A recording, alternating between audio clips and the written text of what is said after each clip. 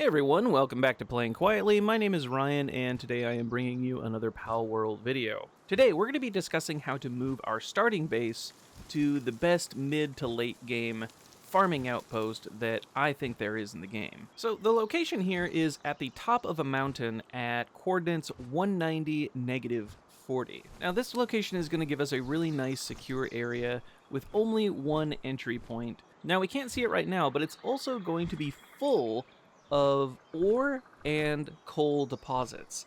These are going to be two of the main minerals that we need in our mid to late game activities. The one downside of this base is it does give us a few challenges in that there isn't a whole lot of real estate to work with here.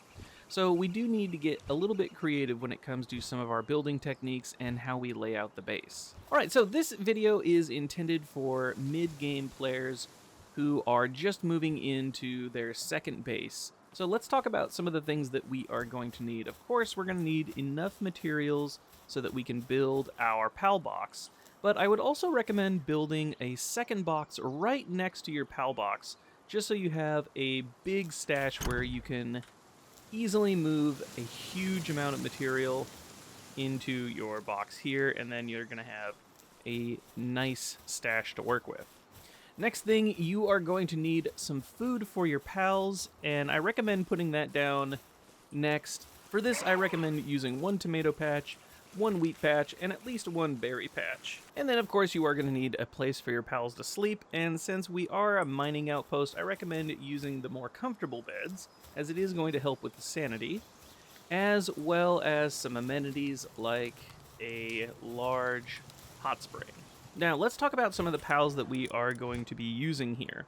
Now, you'll see in my base that I have a Laylene, and she is definitely a great pal to have for planting, but she is going to be found in a very high-level location over here. I believe this is the Sanctuary number 2. And again, not only does she have level 4 planting, but she also has level 3 medicine and level 3 handicraft. However, there is a very good mid-game alternative in the form of Patelia. Patelia is level 28, and she has level 3 planting. Now, even though she is level 28, she is going to be very easy to get, as she is very susceptible to fire, and you can kind of use pillars to burn her down like many of the other bosses with the Foxspark. Next up, I recommend having a Serpent, in that it has level 2 watering, and it is the only ability that Serpent uses. And thus, it's not going to get mixed up in the kind of AI of, oh, do I go do this or do I go do that? It's just going to focus on watering. After that, we're going to want to get our hands on a Jormuntide Ignis. Now, this does usually spawn in another one of these sanctuaries, but we can actually very easily get it with a little bit of patience by flying around the mountain area here and looking for the huge dragon eggs. Once we find one, we're just going to pop it in an incubator, and it will hatch later into our Jormuntide Ignis. And again, because we are a mining outpost, it is going to be very helpful for making really quick ingots. Now, as we see here with some of our larger monsters, the pathing is still very much an issue. So all we are going to do to fix that is we're going to come over here and just quickly swap them in and out at our PAL box. Now let's take a look at how quickly the Jormuntide can actually pump out these ingots. It is quite crazy. He just came over here for half a second, spit a little bit of fire, it already made 5 ingots. Now, next up on our list here is the early mid-game star of the show, Anubis. Now, Anubis is usually a very high-level boss character, but we can get him very early in the game. So, at level 19, we're going to gain access to the breeding farm. From there, all we need to do is find 2 different pals that we want to breed together, a male and a female, pop a little bit of cake into this box over here, and we can breed our pals. Now, to get an Anubis is quite easy. Now, all we're going to do to make Anubis is we need a boss Bushi and a boss Penking of different genders. We're going to throw them into the breeding farm with a little bit of cake, and when they're done, we will have a huge rock egg. From there, we're going to hatch it, and we will get an Anubis out of that. Now, let's take a look at what makes Anubis so good. We see, number 1, he has level 4 handicraft, and level 3 mining. So he is going to be able to mine the coal for us, and he is going to help us with any kind of crafting that we need. It is going to come out super, super quick. Now, last on the list, if you are going to have any kind of electronics in your base, like the conveyor belts here, you are going to need something to charge up your power station, and really anything will do. I think the only difference in the electricity level is how quickly it will charge the power station. So in the start of the video, I said that this area here does present a few challenges in terms of our space that we have access to. There are a few different building methods that we can utilize to maximize the space that we have available to us.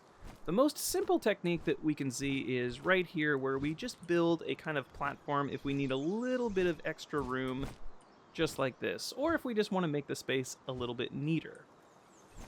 Now, the second thing that we can do is we can level off and make a kind of pyramid almost, and make this nice flat top up here for a larger workspace. Now, the challenge here is getting things lined up just right. There are a few different ways that you could go about it. We could start by building a base platform at the bottom and then building the stairs up. However, it is going to be very tough to align the stairs with the top level here if we do it that way. What I chose to do here was find the tallest point on the hill here. I put down the first platform and then built out from there. Now, you may have seen in other videos that I've posted that I had a second floor on this building, and I think that once pathing is more fleshed out in this game, that is going to be the way to go.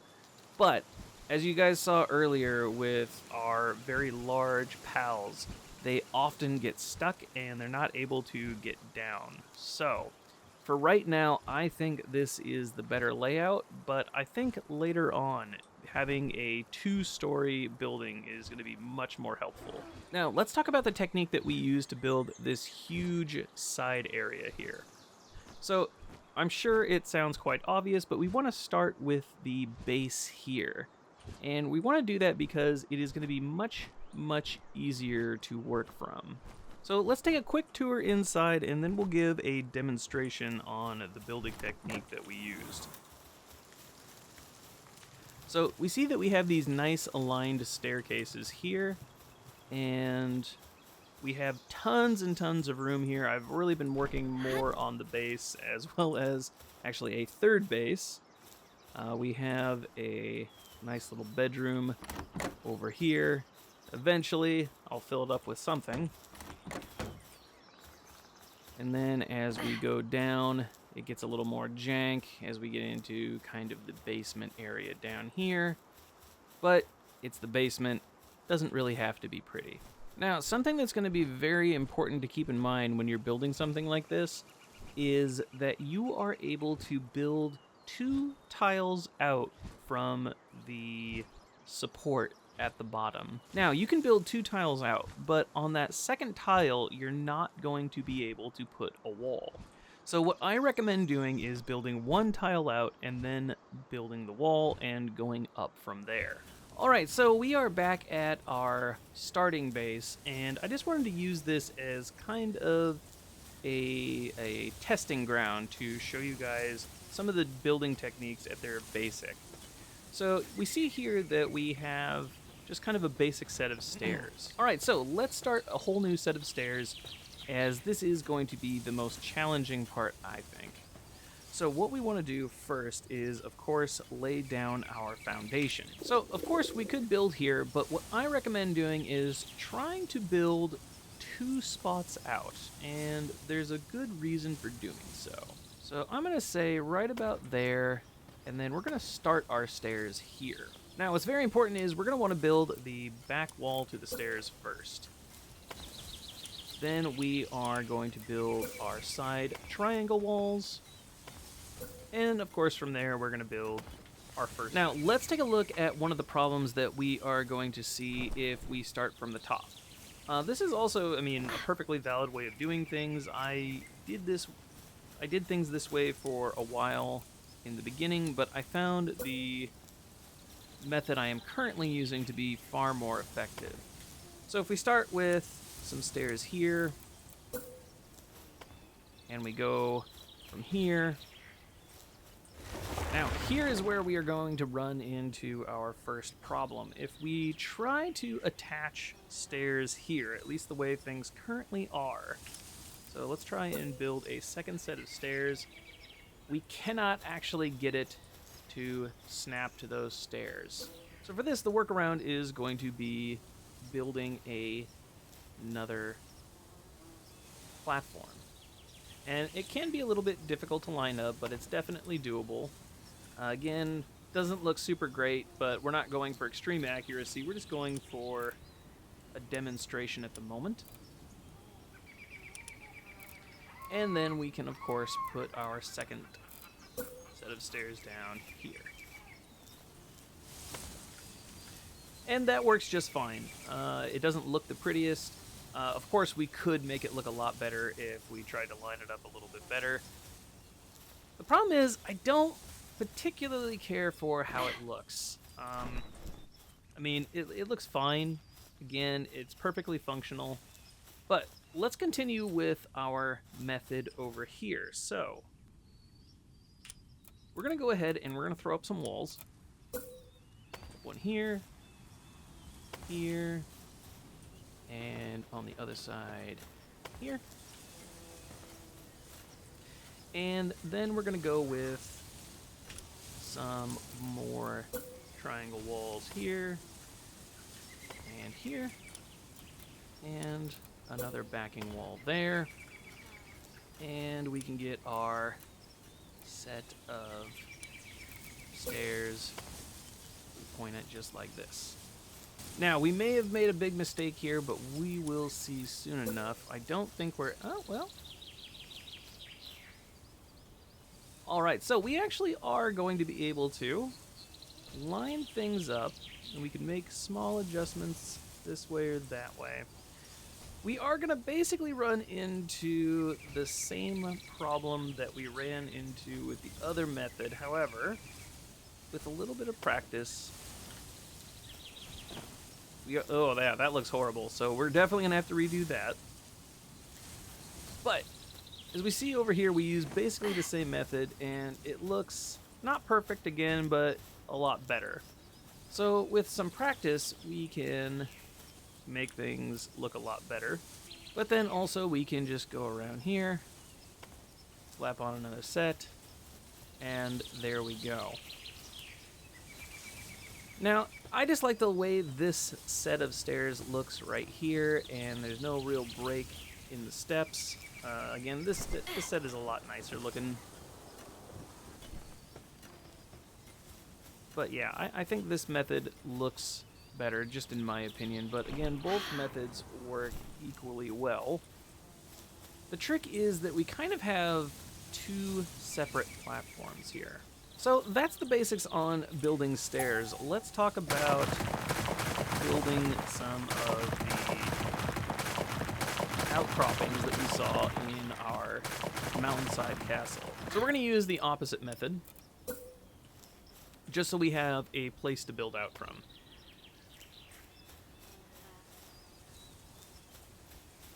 So we see here we have, when we have our base here, we are not able to put another platform too far out.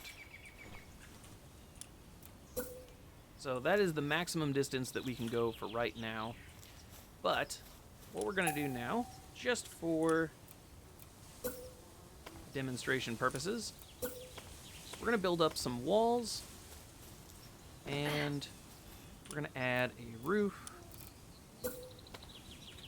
Now let's take a look at what we can do from here. So now we can take our stone roof and we can build 2 tiles out. And we'll even go ahead and we'll build, just to make it look nice, we'll build a set of stairs here. And right there. So that actually doesn't look too bad. And again, Yep, see, there we go. We can build 2 steps out. However, we aren't going to be able to build our wall here because we're not going to have enough support. So what I recommend doing is we're going to build our wall up front. We're going to build our walls around like this. We don't need to necessarily enclose all of it off. Just get something up. And we'll build our roof.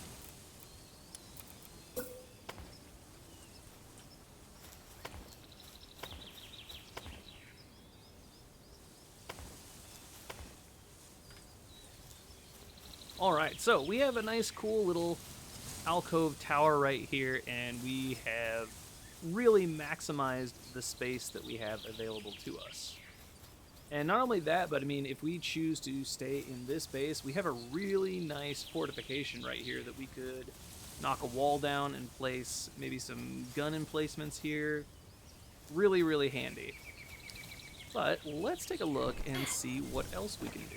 So that's pretty cool, but let's say that we want to build up. Very simple. We're going to throw down a nice triangle piece here. We're going to throw down some stairs. Can be a little finicky right there. And if you don't like the aesthetics of it, I would actually... So this is why I say it's important to throw that wall down first, is if we do it this way, we're actually not going to be able to put a wall here. So, if you don't like the aesthetics of having the back of the stairs open, you are going to want to throw that wall down first, then put up your stairs. And then we just do the same thing. We throw our walls up, put some windowed walls. No, not there.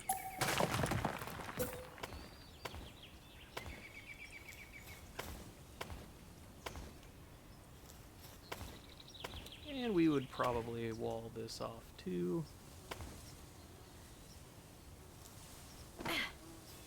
Throw it on a roof.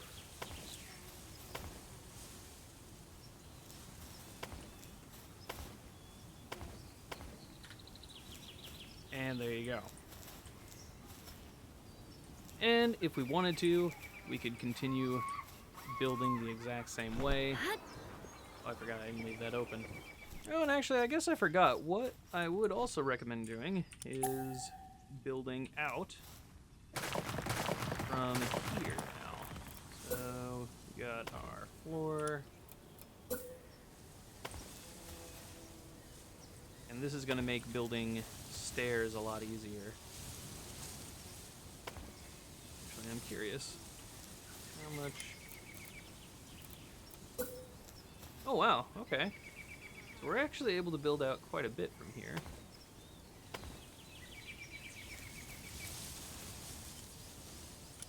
But are we going to be able to do it from all around? We are. Look at that. All right.